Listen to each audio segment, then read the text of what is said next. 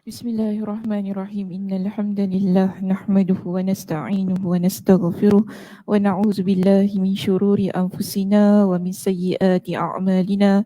May yahdihillahu fala mudilla lahu wa may yudlilhu fala hadiyalah. Wa asyhadu an la ilaha illallah wahdahu la syarika lah wa asyhadu anna Muhammadan 'abduhu wa rasuluh. Amma ba'd. Rabbi shrah li sadri wa yassir li amri wahlul 'uqdatam min lisani yafqahu qawli. Rabbi zidni ilma warzuqni fahma. Allahumma inna nas'aluka ilman nafi'a wa rizqan thayyiba wa amalan mutaqabbala. Assalamualaikum warahmatullahi wabarakatuh. Apa khabar? Sihat semua hari ni? Alhamdulillah. Wah, Mak Esa betul-betul shoot arrow kat saya duduk. Tak apa. Kalau tak nanti kepala macam teleng macam ni. Bijak juga tu cara ni. Baik, Alhamdulillah. Oh, ramai hari ni, Masya Allah. Meriah. Oh, thumbs up. Masya Allah. Okay. Orang Masling ada. Cak Cukang mana Cak Cukang? Oh, Cak Cukang. Woodlands ada? Masling sama deh. Woodlands belakang. Oh ni Cik tu kan, Cik Ya. Cik Ya. InsyaAllah jauh. Johor tak ada, belum masuk lagi .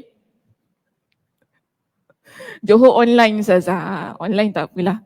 Sebab setahu saya ada daripada Germany, ada daripada Melaka, Seremban. Ramai yang ikuti pengajian kita daripada luar negara. Alhamdulillah.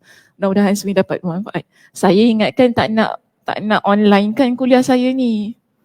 Tapi tak tahu lah ya, kesian pula kalau tiba-tiba diberhentikan kan sebab dah nak dekat 2 tahun kita online.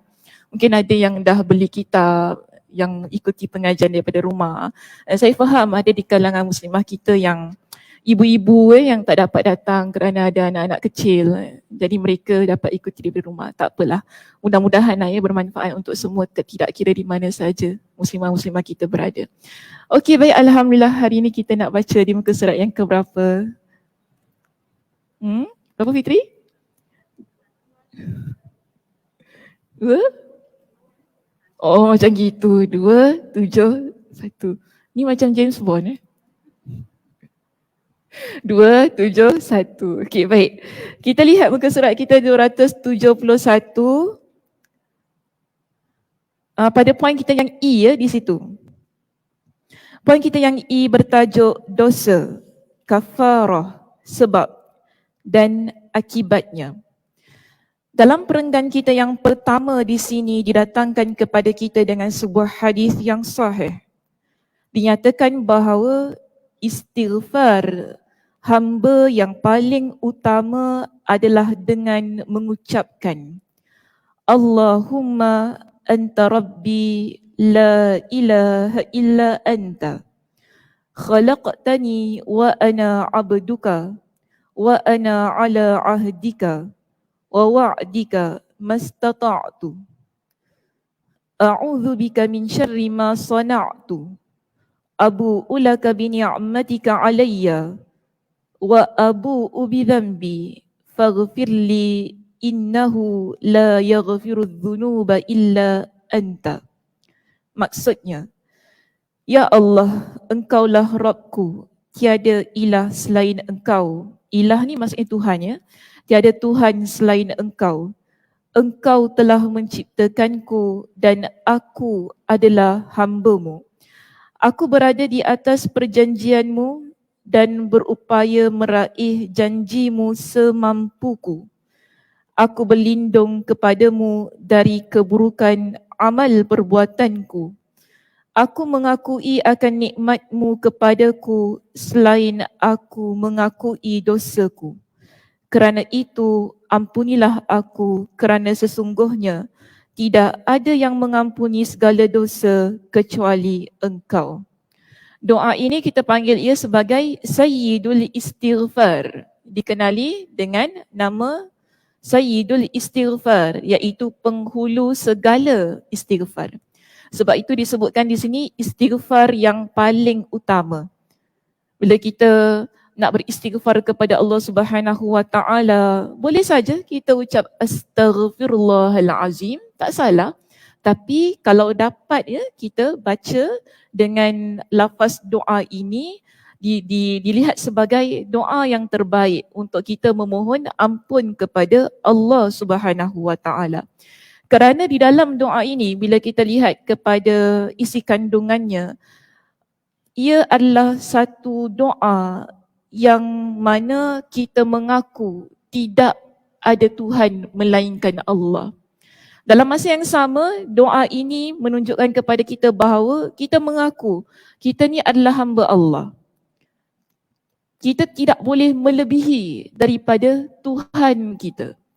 Dan dalam doa ini juga menyebut tentang perjanjian yang telah kita meterai antara kita dan Allah. Maknanya bila kita ni menjadi seorang muslimah, ada perjanjiannya kita dengan Allah Subhanahu Wa Taala, iaitu kita janji akan jadi hamba Allah yang taat, melaksanakan segala perintah Allah, menunaikan apa sahaja perkara yang terdapat dalam agama kita ini. Termasuk larangannya, apa-apa hal lah yang telah disyariatkan dalam kehidupan kita sebagai seorang muslimah. Jadi ini perjanjian kita dan Allah Subhanahu Wa Taala. Dan dalam doa ini juga kalau kita lihat tadi disebutkan wa wa'dika mastata'tu, dan aku berupaya meraih janjimu semampumu. Maaf a'udzubika min syarri ma sana'tu, aku berlindung kepadamu dari keburukan amal perbuatanku. Jadi dalam hidup kita ni ada banyak perkara-perkara buruk yang kita lakukan. Sama ada kita sedar ataupun tidak, kita sedar. Jadi dalam doa ini kita mohon kepada Allah agar Allah berikan perlindungan untuk kita ini dari keburukan amal perbuatan kita. Dan ada bentuk pengakuan, ada dua. Ada dua pengakuan dalam doa ini. Satu, kita mengaku abu ulaka bi ni'matika alayya. Satu, aku mengaku bahawa nikmat-nikmat itu semua adalah daripada engkau yang engkau letakkan pada diri aku. Dan pengakuan yang kedua ialah pengakuan yang mana kita ini ada melakukan dosa. Tu abu ubidzanbi. Kalau kita rujuk dalam lafaz yang dikemukakan oleh Imam Al-Bukhari, ini lafaz Imam Abu Daud ya, makna hadis ini. Kalau kita rujuk dalam lafaz yang dikemukakan oleh Imam Al-Bukhari, dia sebut wa abu ulaka bidzanbi. Okey, wa abu ulaka, ada perkataan laka di situ. Tapi tak jadi masalah. Sama ada kita nak baca dengan lafaz wa abu ubidzanbi atau wa abu ulaka bidzanbi, kedua-duanya boleh sahaja. Maksudnya sama.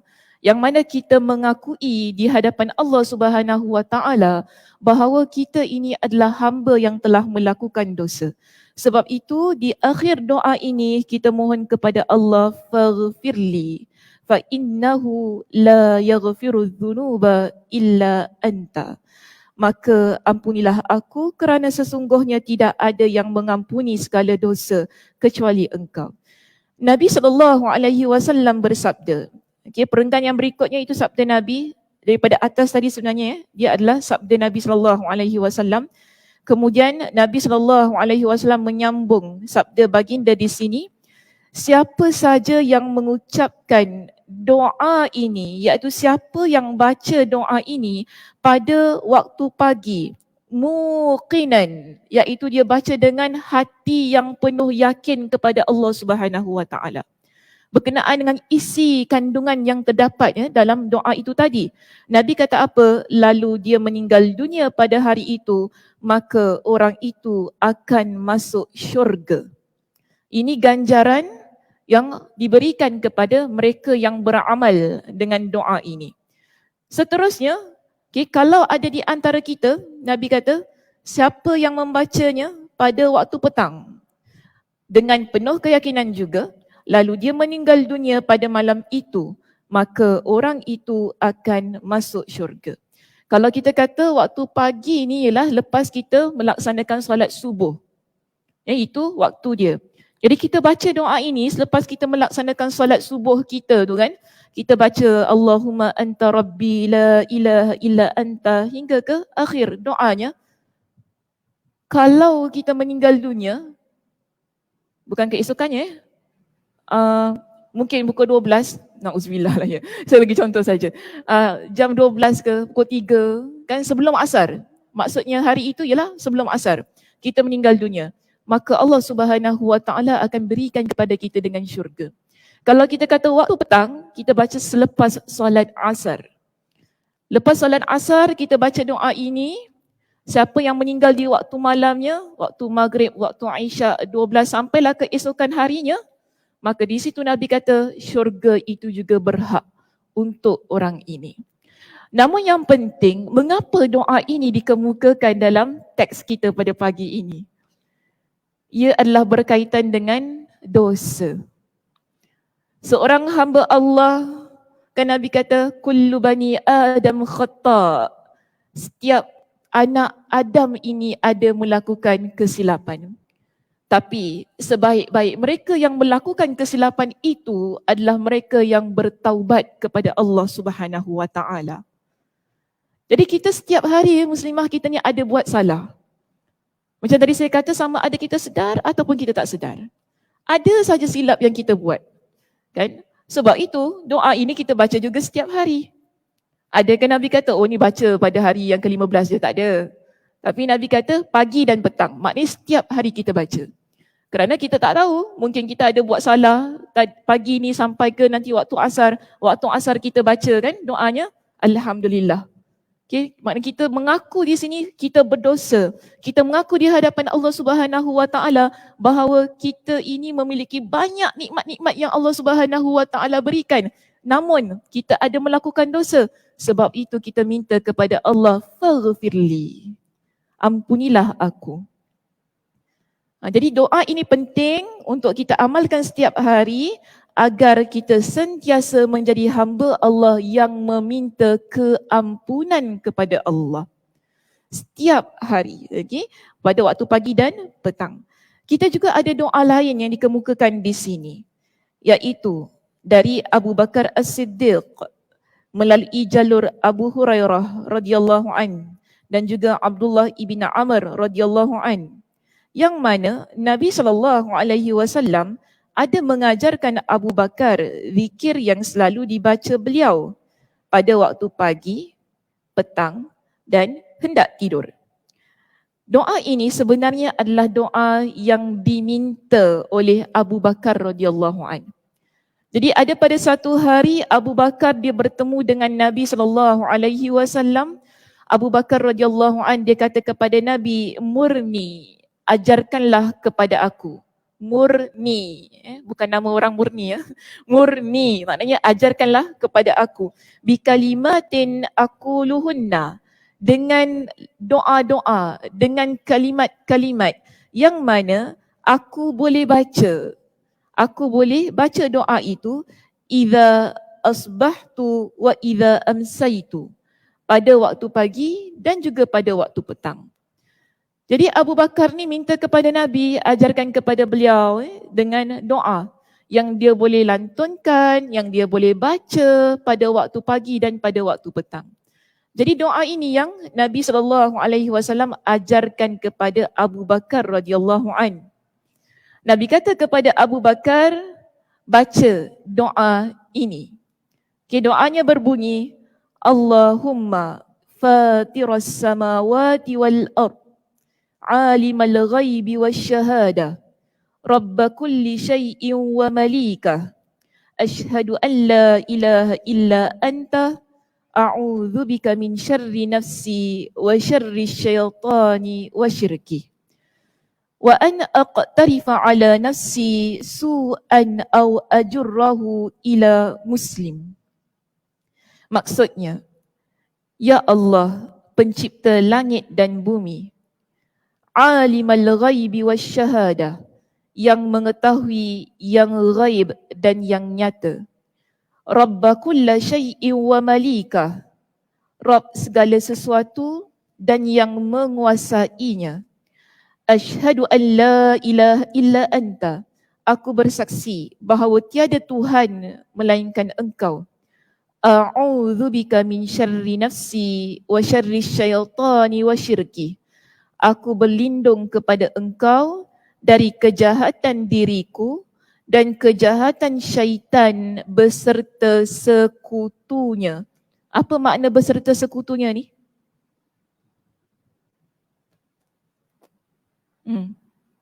Kuat sikit suara. Apa dia? Kawan-kawannya. Oh begini ya. Oh, kawan-kawannya. Kawan-kawan syaitan tu siapa? Kawan-kawannya.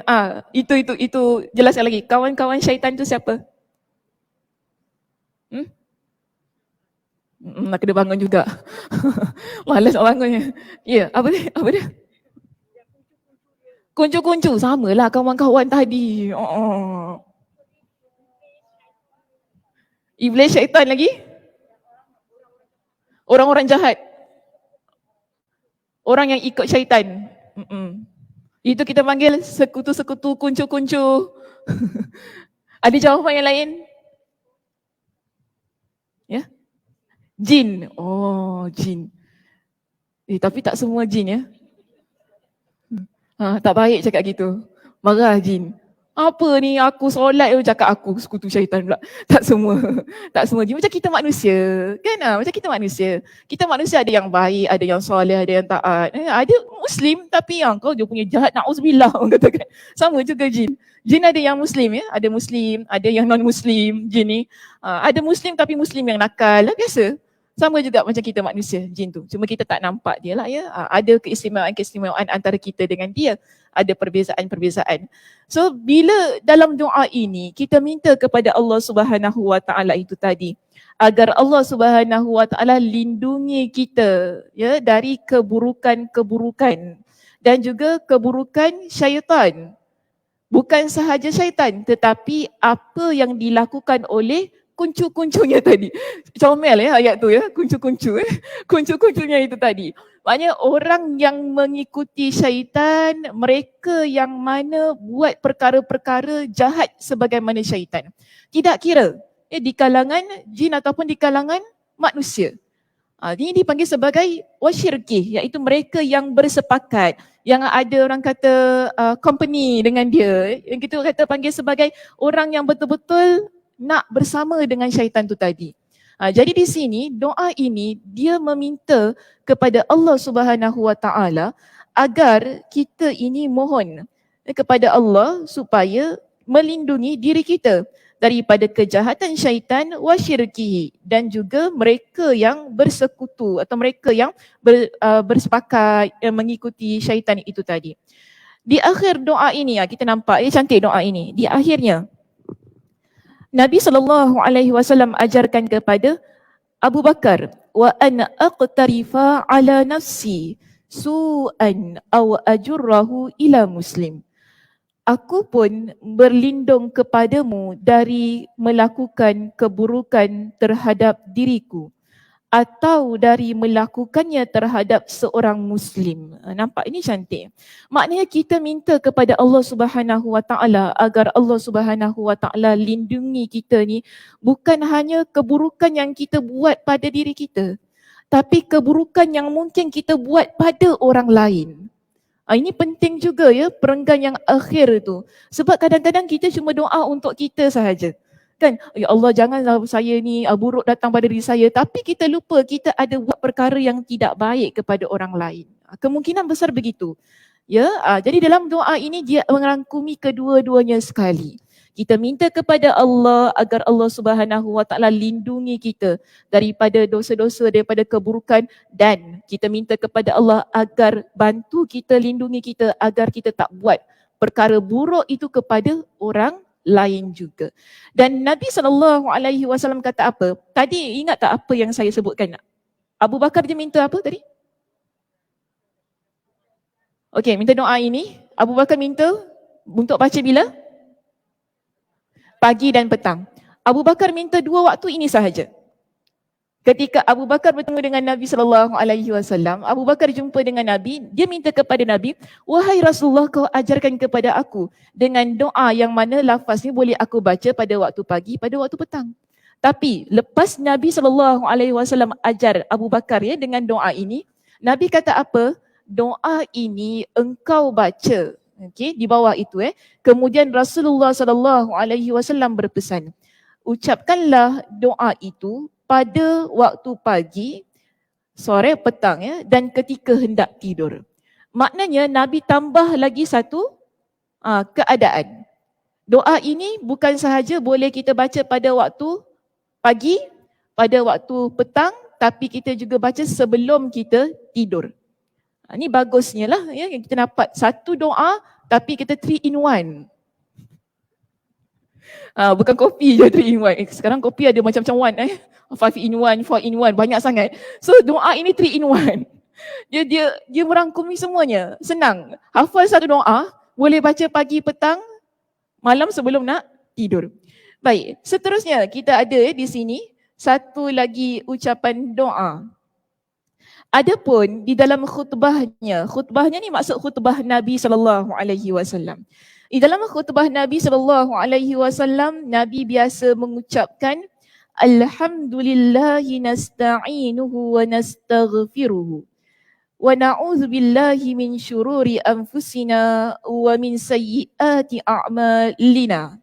Maksudnya, segala puji bagi Allah, kami memohon pertolongan dan memohon ampunan kepadanya.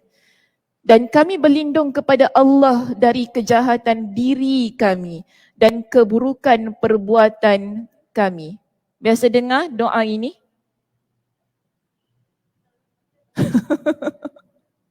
Ustazah baca, setiap hari Ustazah baca.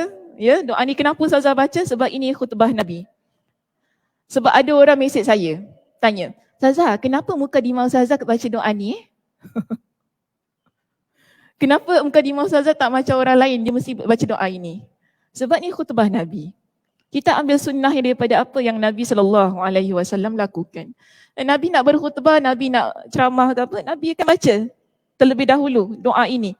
Sebab tu saya baca. Okey, ini jadi pengamalan kita. Tapi tak payahlah kalau nak berbual dengan anak, alhamdulillah wa nasta'in wa astaghfiruh. Budak tu terkebil. Kenapa Umi nak baca khutbah ke? Dengan anak tak payah. Ini kalau untuk kita mengajar, untuk kita masuk dalam mana-manalah perbincangan ni, kita mula dengan doa tersebut. Yang mana doa ini cantiknya, kita minta keampunan kepada Allah. Sebelum kita nak cakap apa-apa, sebelum kita nak sampaikan apa-apa ni, kita minta keampunan kepada Allah Subhanahu Wa Taala dan juga kita berlindung kepada Allah daripada kejahatan yang mungkin kita nak cakap ni, mungkin orang tak suka, ya? Ada perkara-perkara yang mungkin dia mengguriskan hati orang lain. Jadi pertama sekali yang kita minta, Allah Subhanahu Wa Taala lindung kita. Agar ucapan-ucapan yang nak kita sampaikan itu adalah ucapan-ucapan yang baik. Baik, seterusnya di sini ada sebuah hadis yang menunjukkan kepada kita. Kejap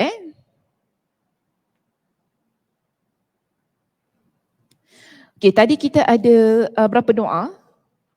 3 kan? Okay, kita ada doa pertama tadi. Allahumma anta rabbi. Okay, itu yang pertama. Muka surat 271. Kita ada doa yang kedua.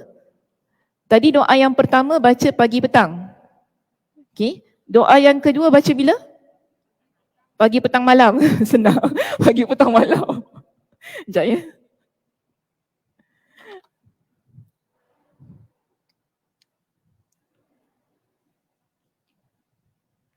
Doa pertama baca pagi dan petang. Doa kedua tadi pagi petang malam. Pagi, petang, bukan malam ya, sebelum tidur.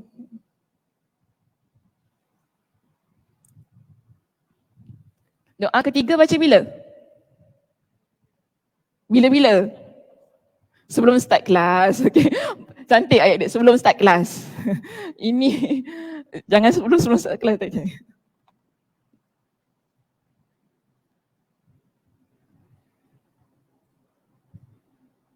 Sebelum berkhutbah tu Nabi SAW baca.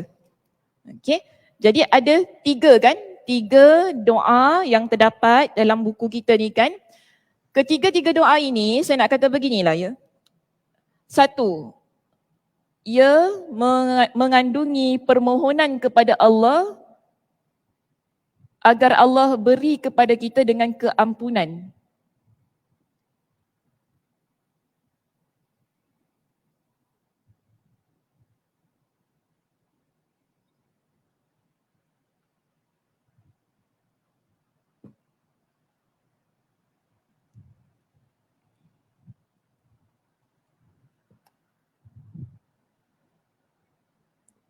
Okey, doa ini mengandungi permohonan kita kepada Allah agar Allah Subhanahu Wa Taala memberikan kepada kita dengan keampunan. Juga dalam doa-doa ini ialah bentuk pengakuan dosa.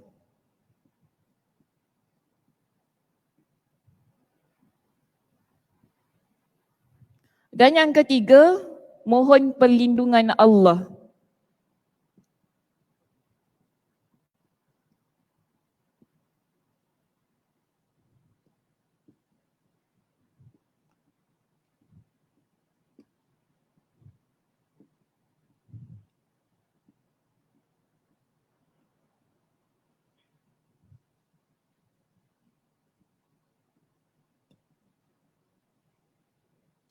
Jadi ada 3 perkara yang boleh kita dapati daripada tiga doa ini. Satu, bila kita berdoa dengan doa-doa ini bermakna kita memohon kepada Allah agar memberikan keampunannya kepada kita sebagai hamba Allah yang sentiasa banyak melakukan dosa sama ada kita sedar ataupun tidak. Yang kedua, kita di sini dalam doa-doa ini adalah doa berbentuk pengakuan kita terhadap dosa-dosa yang telah kita lakukan itu tadi. Maknanya bila kita nak bertaubat ni ya muslimah, dia bukan hanya kata ya Allah kau ampunilah aku. Dia bukan begitu. Tetapilah kita mesti mengaku kita ada melakukan dosa tersebut. Seterusnya yang ketiga, kita juga mohon kepada Allah agar Allah berikan perlindungannya kepada kita. Iaitu perlindungan dari kejahatan dosa. Kita dah bertaubat, kita mohon keampunan Allah, kita mengaku dosa-dosa kita, besar kemungkinan kita akan mengulangi dosa-dosa kita itu. Jadi kita minta Allah Subhanahu Wa Taala lindungi kita. Okay? Supaya kita tak terjebak kembali kepada kejahatan dosa yang telah kita tinggalkan. Begitu juga kejahatan syaitan yang sentiasa ingin kita kembali kepada dosa-dosa yang telah singgah pada dalam kehidupan kita itu tadi.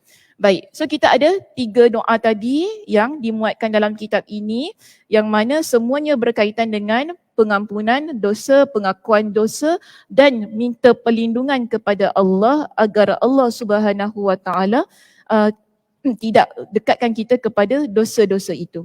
Baik, seterusnya kita ada hadis Nabi SAW. Dalam hadis ini Nabi SAW bersabda, Inni akhizun bihujazikum anin nari wa antum tatahafatuna wa tahafutal farashi. Farash bukan firash. Tahafutal farashi. Inni akhizun bihujazikum anin nar wa antum tatahafatuna tahafutal farashi. Sesungguhnya aku telah berusaha menyelamatkan kalian dari api neraka dengan menarik pinggang-pinggang kalian. Tetapi kalian tetap berguguran ke neraka bagaikan gugurnya laron. Laron tu apa, Fitri? Ada dekat lampu. Okay, dalam bahasa kita panggil kelkatu. Okay, kelkatu. Binatang yang biasa dekat lampu tu kan. Bila dia keluar binatang tu? Hujan kan? Kalau hujan, nanti cuba tengok. Ada tempat adalah kalau rumah saya Hougang ni. Tak tahulah Tampines semua dekat dengan hutan. Tampines Pasir Ris semua dekat dengan hutan juga kan? Ada tak Kak Nisa? Tak ada? Oh bagus flat Kak Nisa ni. Blok berapa Kak Nisa? Kadang-kadang rumah kita kalau hujan, lepas hujan ataupun nak dekat-dekat hujan kan, nanti tengok tiba-tiba ada binatang kecil-kecil dekat lampu ni kan. Kalau Singapura saya tak rasa besar sangat lah. Kalau pergi Malaysia, besar. Tak tahu kalau Indonesia besar. Oh lagi besar. Dush. Besar, takut. Betul takut. Dia macam lipas kot. Kadang-kadang ada yang besarnya, dia tak cuma dia panjang. Kalau lipas lebar kan, apa cakap pasal lipas buat ni? Tapi dia panjang sikit, dia besar, dia tak sama. Kalau kat Singapura ni kecil-kecil, alah tak ada apa-apa. Kalau pergi Malaysia, dia punya besar tu, kelkatu tu menakutkan. Dia tebal-tebal macam tu. Jadi Nabi memberikan perumpamaan dalam hadis ini. Nabi kata kepada kita, tadi kan, aku ni dah selamatkan kalian daripada api neraka. Tapi kalian ni, mana Nabi tarik tau kita. Nabi tarik kita, tapi kalian nak masuk juga. Macam kelkatu tu tadi. Kerana kalau kita rujuk dalam sebuah hadis yang lebih detail, Nabi SAW ada menyebutkan begini dalam hadis itu. Nabi kata apa? Mathali kamathali rajulin istawqada naran. Perumpamaan aku seperti perumpamaan seorang lelaki yang menyalakan api. Lalu Nabi kata apa? Falamma adaa'at ma haulaha ja'ala al-farashu. Bila api tu dia menyala-nyala, bila api tu menyala-nyala, akan datanglah binatang yang tadi tu, kelkatu tu, mengelilingi unggun api tersebut. Kemudian Nabi sebutkan, وَهَذِهِ الدَّوَابُ الَّتِي فِي النَّارِ يَقَعْنَ فِيهَا وَجَعَلَ يَهْجُزُهُنَّ وَيَغْلِبْنَهُ فَيَتَقَحَّمْنَ فِيهَا. Lelaki ini, bila dia nampak ada binatang yang sibuk kan, yang nak dekat, mungkin kita nyalakan pelita ke apalah dalam rumah kita ataupun dalam lampu kita, dia cuba halang binatang ni. Jangan pergi kat sini, jangan pergi. Maknanya dia halang binatang-binatang ni, jangan pergi dekat lampu tu. Tapi adakah binatang itu peduli? Tak, binatang tu tetap pergi masuk dekat lampu tu. Akhirnya ada di kalangannya yang mati. Masuk dalam lampu tu kan, kena elektrik mati, macam itu. Jadi Nabi kata apa? Fazalikum mathali wa mathalukum. Itulah perumpamaan aku dan perumpamaan kalian. Yang mana Nabi kata, ana akhizu bihujazikum anin nar. Halumma anin nar, halumma anin nar, halumma anin nar. Nabi kata, aku ni perumpamaannya sebagaimana lelaki itu tadi menyalakan unggun api. Kemudian aku kata kepada kalian, jauhi neraka, jauhi neraka, jauhi neraka. Tapi apa yang kalian buat? Kalian tetap ingin masuk ke dalamnya.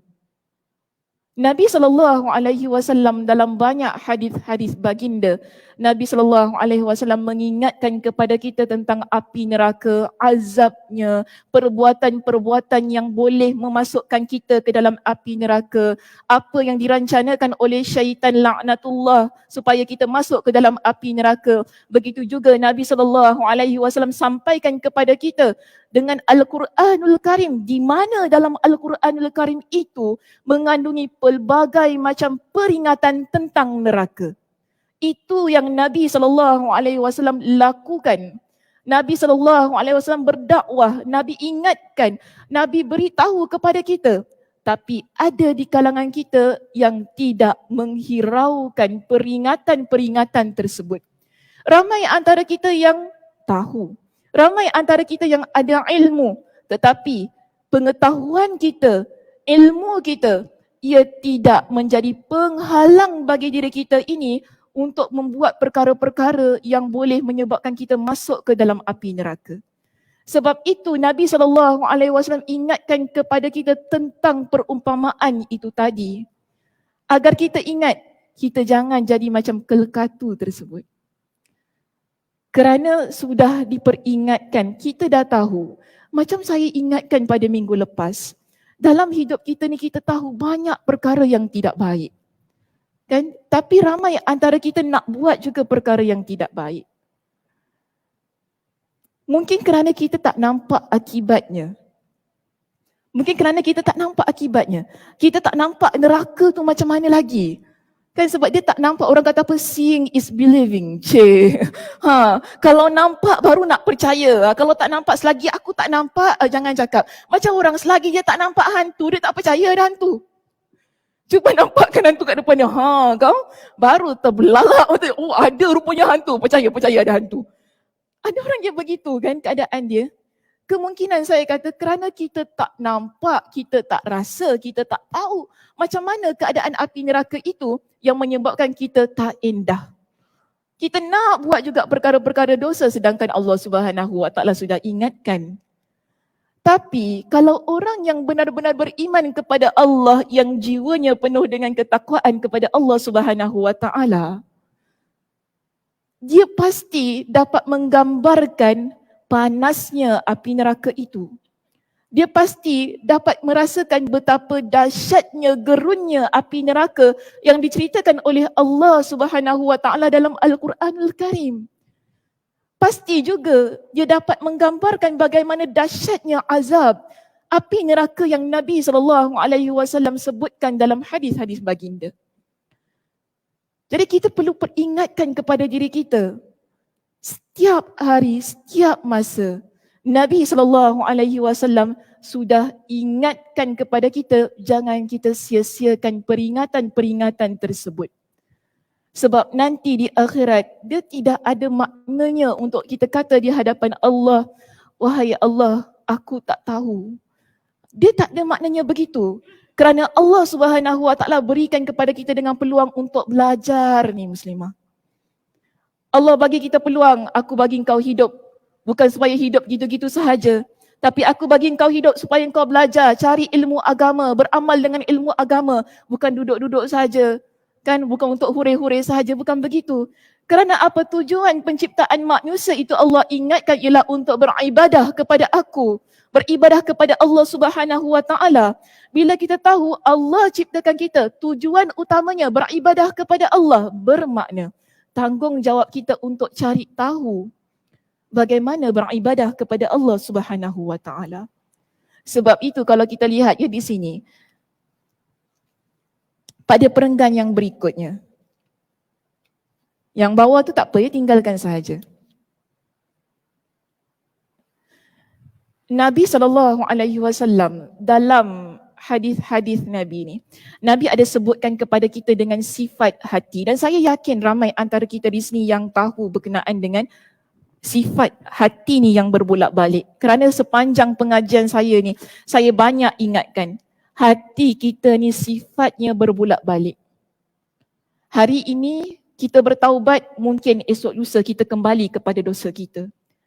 Sebab tu penting doa-doa tadi, untuk kita minta kepada Allah agar Allah mantapkan taubat kita, mantapkan kekuatan ketika kita ni nak beramal soleh. Kerana sifat hati begitu Allah Subhanahu Wa Taala ciptakan. Ini sebagai ujian kepada umat manusia. Iaitu Nabi kata apa dalam hadis ini? Mathalul qalbi mathalu rishatin mulqatin bi ardi falatin. Hati itu tak ubahnya seperti bulu yang dibuang di tanah lapang yang luas. Macam mana tu? Boleh dapat gambarkan? Tahu tak rish? Rish ni bulu, kita jalan-jalan kadang-kadang kita nampak ada macam bulu burung kan? Dia ikut angin ke dia jatuh betul-betul? Dia ikut angin. Maknanya tak tetap kan? Dia kalau nak landing pun kita nampak tiba-tiba ada bulu terbang-terbang mata. Dia nak landing ada kata tak jatuh gitu tak. Tapi dia ikut arah. Hati kita macam tu. Sifat hati kita begitu. Dia berbolak-balik, dia ikut arah. Sebab tu kadang-kadang kita ni, kita dah buat satu keputusan. Tiba-tiba ada orang datang dia cakap gini, kita macam alah dia cakap macam gitu pula. Macam tu kan. Hati kita dah berubah kan, cepat kan. Saya bagi contoh nak beli baju lah senang bagi beli baju. Kita dah berkenan dah satu baju ni. Tiba-tiba member kita sebelah, tak cantik lah Sakinah. Tak cantik. Apa rasanya? Nak beli juga ke dia fikir lagi? Fikir lagi tu. Kita mesti fikir lagi. Tak cantik kau tengok tepi dia ni ada hitam. Design dia orbit kan. Orbit lah design dia. Kita dah tak fikir. Padahal dah berkenan tau tadi. Punyalah berkenan baju tu. Ya Allah, punya cantik kita tengok. Harga 200 pun nak bayar lah. Tiba-tiba kawan sebelah kata tak cantik. Alamak, hati kita dah terbang tepi ya. Nampak tak gitu hati kita? Ya ke tak cantik? Asal kau cakap tak cantik? Yelah kau tengok tepi dia hitam, maksud tengah dia merah. Tak lah. Kawan tu dah mula komen tu kan. Kita pun dah mula bagi. Cakap kakak tu, kak nanti dulu kak tak jadi kakak tu. Tak jadi nak beli. Bukan tak jadi, saya nak fikir dulu. Dah fikir, lepas tu kawan kita kata apa? Sakinah ni lawa Sakinah. Lawa kita macam itu. Lawa, nasib baik aku bawa engkau. Hati kita, dia sedemikian. Dia berbolak-balik. Kan sekelip mata, nampak sekelip mata, dia tak perlu tunggu esok lusa tau. Waktu tu juga hati kita dah berubah dah. Kerana apa? Sifat hati ni dia umpama rish tu tadi. Bulu yang ikut arah angin. Sama juga pada hadis kita yang kedua di sini. Nabi SAW ada ingatkan kepada kita berkenaan dengan hati itu tadi. Al-qalbu ashaddu taqalluban minal qidri idza istajma'at ghalayanan. Maksudnya, hati ini lebih dahsyat pergolakannya, yakni perubahannya. Hati kita lebih dahsyat perubahan pergolakannya itu daripada bergolaknya air dalam cerit lah, saya guna cerit dalam cerit ataupun tempat kita masak air itu pada puncak didihnya. Air kalau mendidih macam mana? Dia bergolak-golak kan atas kan, kita nampak banyak buih berketul-ketul kan. Tapi adakah golakan itu statik? Maksudnya dia gitu je, tidak. Kan dia lepas tu nanti dia slow, dia naik, dia slow, dia begitu. Tapi Nabi kata kita nampak dahsyat golakan itu. Kita tengok menggerunkan, macam gitu dia punya golakan tu kan. Tapi hati kita lebih dahsyat daripada golakan air yang mendidih. Nabi berikan perumpamaan begitu berkenaan dengan sifat hati kita. Sebab itu doa yang Nabi banyak baca, doa apa? Tak payahlah cakap. Ya muqallibal qulub, tsabbit qalbi ala dinik. Doa yang paling banyak Nabi baca. Itu Nabi baca doa tu. Kalau kita, Nabi tak payah baca lah ya. Macam kita nampak suara Sakinah tak payahlah pergi kelas. Sebab apa nak pergi kelas? Dia dah pandai dah macam gitu. Tak, kita Asatizah kena pergi kelas Kena pergi kelas, tak boleh mengajar kita ni. Kena ingat tu. Saya pun walaupun saya ada doktor, saya masih lagi, walaupun saya mengajar Asatizah yang lain, tapi saya tetap juga kena pergi kos. Kita kena duduk kos, mesti belajar lagi. Kalau tak dapat nak renew kita punya ni. So, kita nampak begini. Nabi SAW, kita pada pandangan kita ni ataupun pada pemikiran kita, Nabi tu Nabi, patut dia tak payah lagi lah nak doa pasal hati nak tetap ke tak tetap ni kan. Kita yang patut doa. Tapi Nabi yang paling banyak doa.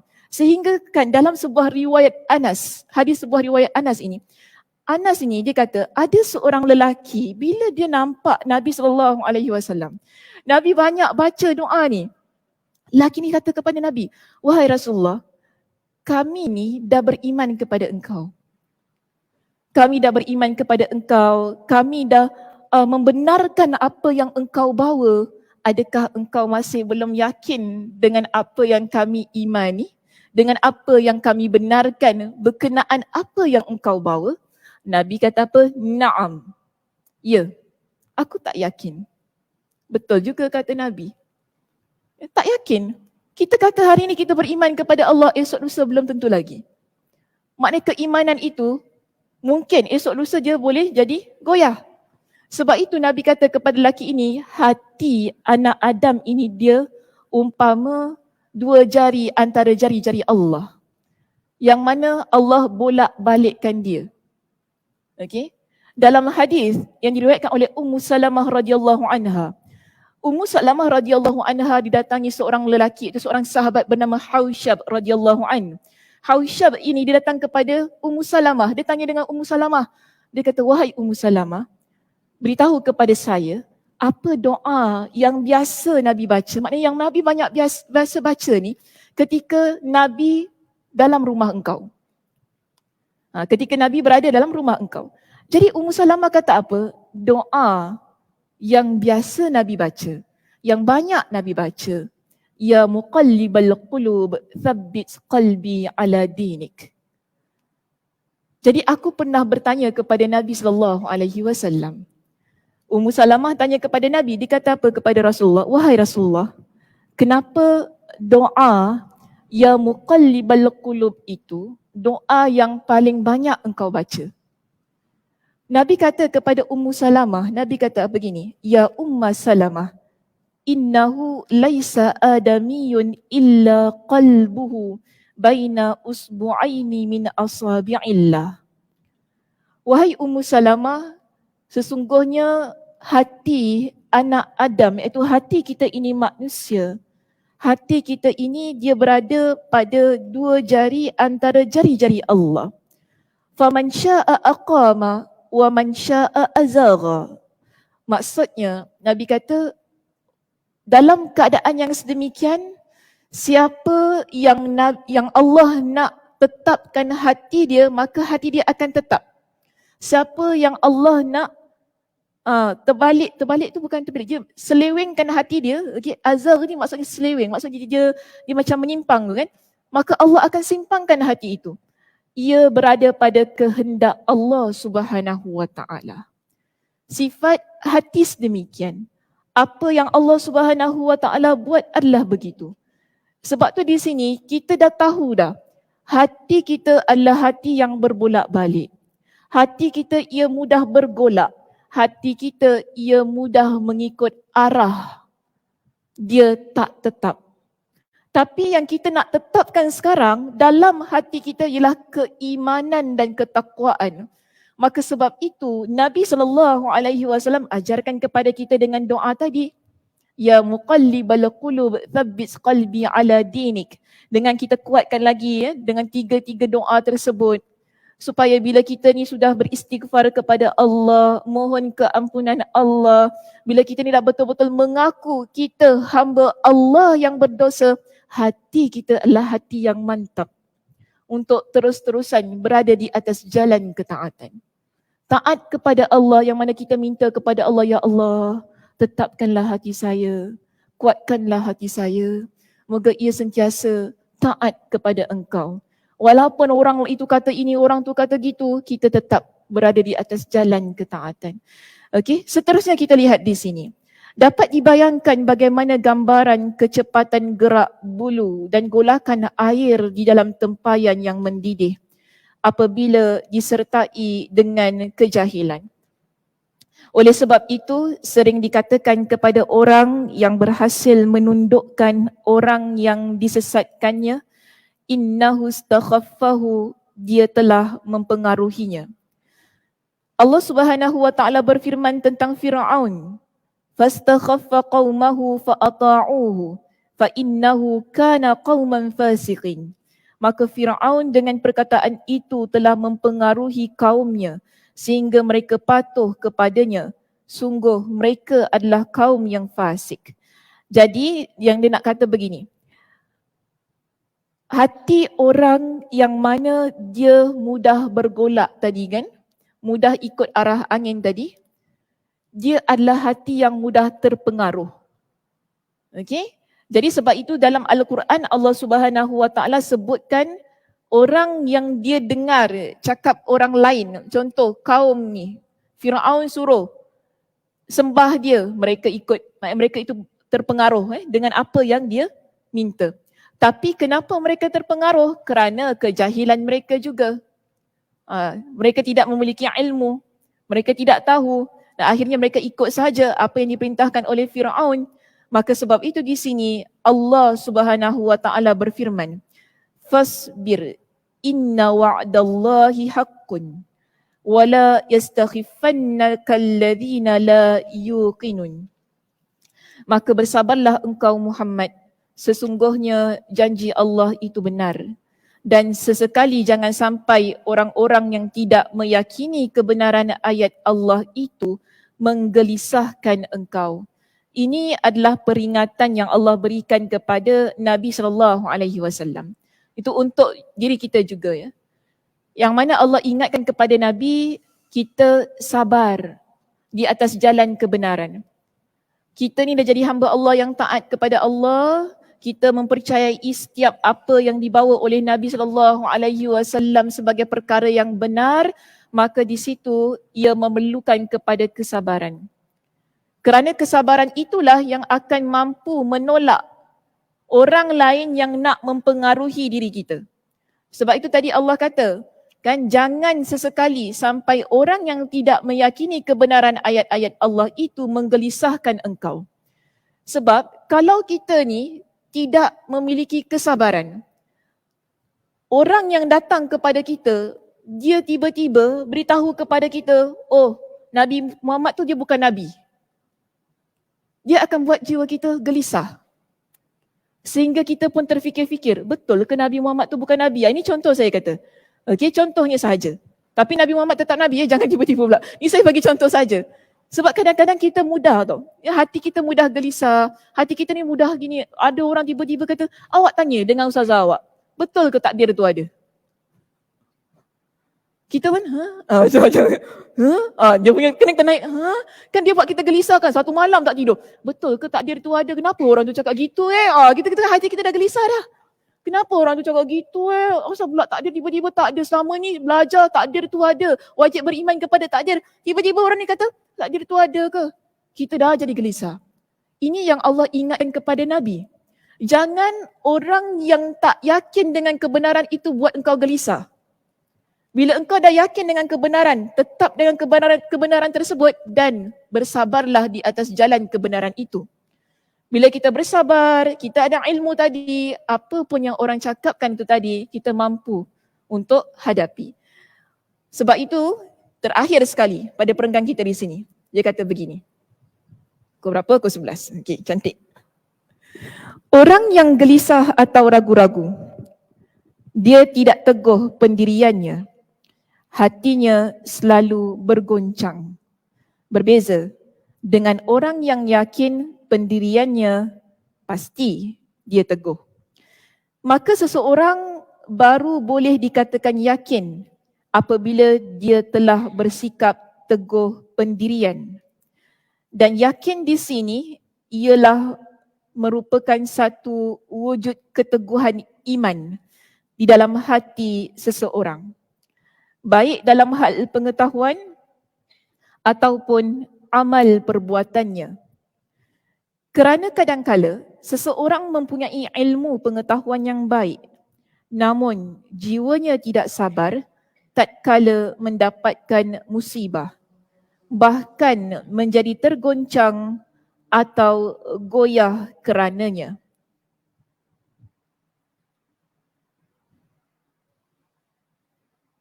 Minggu lepas kita bincang tentang apa? Tentang ujian orang yang beriman. Ini kaitannya. Okey. Pada perenggan kita yang terakhir ini disebutkan kaitan dengan perbincangan kita pada minggu lepas berkenaan dengan ujian. Mengapa kita perlu pohon keampunan dari Allah Subhanahu Wa Taala? Mengapa kita perlu mengaku dosa-dosa kita? Mengapa kita perlu minta kepada Allah Subhanahu Wa Taala agar berikan kepada kita dengan perlindungan daripada keburukan dosa, keburukan maksiat, keburukan ataupun kejahatan syaitan. Supaya hati kita teguh ketika Allah Subhanahu Wa Taala uji kita lagi. Sebab kebiasaannya orang yang dia diuji oleh Allah Subhanahu Wa Taala, jiwa dia tidak mantap. Okey, kita semua tahulah kalau ada musibah yang berlaku dalam hidup kita, kan jiwa kita biasanya tak mantap. Awal-awal memang tak mantap. Kita akan mula rasa lemah, kan? Jiwa ni rasa lembik sangat. Faham tak jiwa rasa lembik? Ya lembik sangat. Apa jua bentuk musibah dalam hidup kita? Jiwa rasa macam dah tak boleh bangun, jiwanya rasa hancur, berkecai, berterabur-terabur macam gitu rasanya kan. Nak kutip-kutip pun susah. Dia macam gitu. Jiwa kita begitu. Ini dipanggil sebagai jiwa yang tidak mantap. Tetapi orang yang kita panggil tadi dia dah berdoa kepada Allah, dia dah minta kepada Allah dengan ilmu yang dia miliki itu tadi, minta supaya Allah tetapkan hati dia di atas jalan ketaatan, minta Allah Subhanahu Wa Taala berikan semua yang dia inginkan di sini. Orang yang begini insya-Allah jiwa dia akan mantap. Kerana apa? Dia adalah orang yang sentiasa mengingati Allah Subhanahu Wa Taala. Sebab itu banyak kali saya pesan, hidup kita ni yang muslimah, bila Allah Subhanahu Wa Taala uji, perbanyakkanlah lagi ingatan kita kepada Allah Subhanahu Wa Taala. Allah Subhanahu Wa Taala menguji kita, antaranya tujuannya ialah supaya kita lebih dekat dengan Dia. Bukan kita nak cipta jarak ya, antara kita dan Allah Subhanahu wa taala. Sebab itu dalam sebuah hadis qudsi yang diriwayatkan oleh Imam Muslim, Nabi SAW bersabda, yang mana Allah Subhanahu wa taala berfirman. Allah kata dalam hadis ini, ana inda zanni abdi bi. Sesungguhnya aku ada pada persangkaan hamba aku. Kalau kita rasa ketika kita ini diuji, kita rasa Allah tu tak sayang kita, begitulah mungkin. Kalau kita rasa Allah itu jauh dari kita, begitulah keadaannya. Kerana itulah sangkaan kita. Tapi kalau kita mantapkan sangkaan kita ini kepada Allah, husnuzan kita kepada Allah, sangka baik kita kepada Allah, bahawa Allah itu tidak pernah jauh dari kita, maka dekatlah Allah itu dengan kita. Sebab itu dalam hadis ini, Allah Subhanahu wa taala mengingatkan, bila hamba itu mengingati aku, maka aku ingat dia. In zakarani, maka aku akan ingat dia. Dan kalau dia ingat aku dalam diri dia, in zakarani fi nafsihi, zakartuhu fi nafsi. Jika sekiranya hamba aku ini, dia ingat aku, maka dalam diri dia, maka aku akan ingat dia dalam diri aku.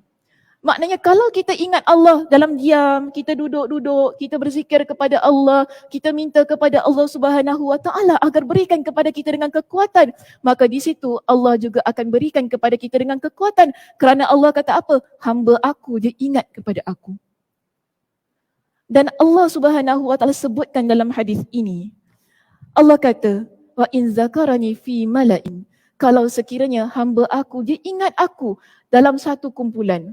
Kita ni ramai-ramai contoh dekat sini. Kita dah dianggap sebagai satu kumpulan yang baik. Ya, jemaah ni semua masya-Allah. Insya-Allah semuanya adalah muslimah-muslimah yang saleh-salehah semua kat sini. Insya-Allah. Kita ingat Allah dalam keadaan kita duduk ni. Allah kata apa? Aku akan ingat dia pada keadaan ataupun kumpulan yang lebih baik daripada ini. Allah akan ingat kita pada satu keadaan, pada satu kumpulan yang lebih baik daripada ini. Yang penting hamba aku ingat aku.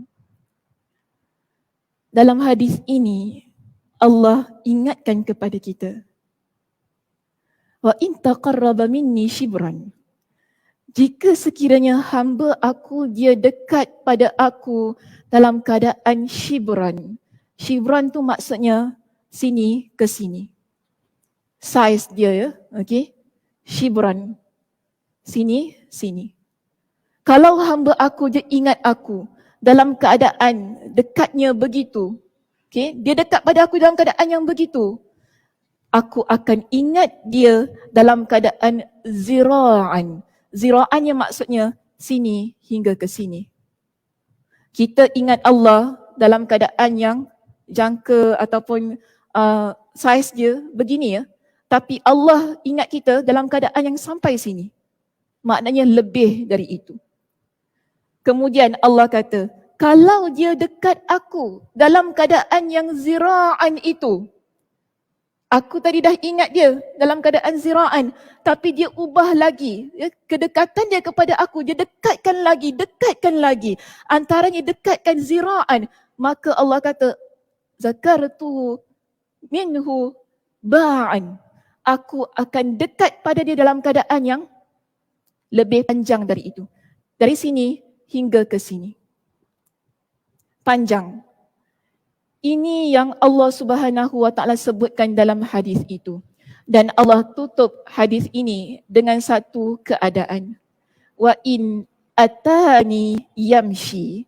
Jika sekiranya hamba aku itu dia datang kepada aku dalam keadaan yang berjalan, ataituhu harwala. Aku akan datang, aku akan dekat dengan dia dalam keadaan yang berlari. Susah kamera tu nak kejar saya. Minta maaf. Minta maaf ya yang jaga kamera ni. Saya terlupa pula ada kamera. Dalam keadaan yang berlari. Maknanya begini muslimah, kita nak tutup perbincangan pada pagi ini dengan satu intipati yang kuat yang saya nak kita semua bawa pulang. Dalam apa jua keadaan, kita perlu jadi seorang muslimah yang sentiasa mengingati Allah Subhanahu Wa Taala. Kalau kita ingat Allah dalam apa jua keadaan, Allah akan ingat kita. Ujian yang menimpa kita seberat mana sekalipun, ia akan menjadi seringan-ringan ujian. Sebab itu Nabi SAW ada ingatkan kepada Abu Bakar radhiyallahu an, wahai Abu Bakar, la tahzan, innallaha ma'ana. Janganlah engkau bersedih, sesungguhnya Allah itu bersama dengan kita. Terima kasih muslimah di atas perhatiannya. Mudah-mudahan Allah Subhanahu Wa Taala memberkati pertemuan kita pada pagi ini dan mudah-mudahan Allah Subhanahu Wa Taala memberikan kepada kita dengan kekuatan untuk terus-terusan menjadi seorang muslimah yang salehah, yang taat kepada Allah, yang sentiasa mengingati Allah Subhanahu Wa Taala.